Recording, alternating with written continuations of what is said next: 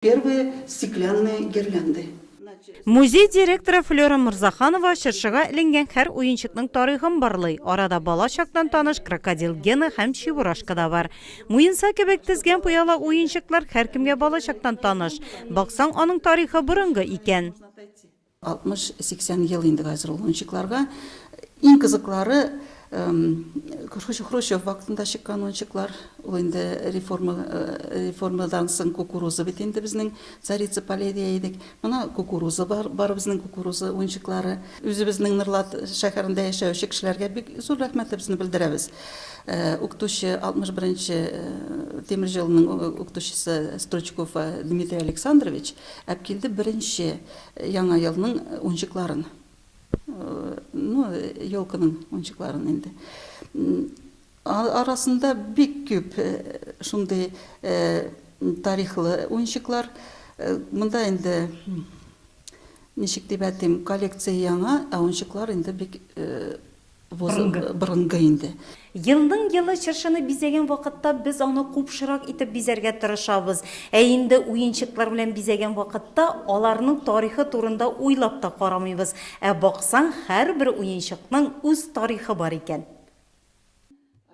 Беренче чыршы уенчыклары Германиядә барлыкка килсә, икенчеләренең тарихы Америкага барып тоташа. Күргәзмәгә куелган кичкенә чыршы уенчыгына карап, зур Россиянең тарихы турында белергә була.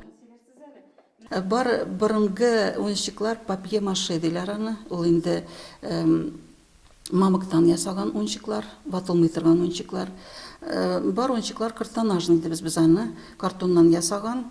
Алар инде мультфильмның персонажларында ясалган Чебурашкалар, крокодил Геналар. Элдар Рязановның карнавал төненнән 5 минуттан 12 тулуны күрсәтүче будильник та бар биредә. Кукуруза ясалган уенчык аша аның нинди чорга караганлыгын һәм ул вакытта авыл хуҗалыгында нинди культуралар үстерелгәнен белергә була.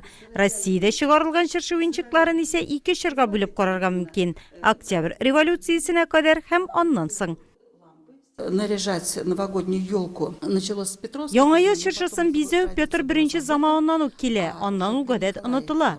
Николай II исә 1917 елда Рождество бәйрәмен яңа ел чыршысын бизәп каршы алырга буйыра. 1917 елда хакимияткә Совет хөкүмәте килгәч, әлеге закон юкка чыгарыла һәм 20 елдан соң 1937 елда Совнарком Кремльдә яңа елда балалар чыршысын бизәп үткәрергә әмер бирә. Шуннан ул гадәткә кертелә. Беренче совет чыршысы уенчыклары 19 гасырда Клин шәһәрендә ясала.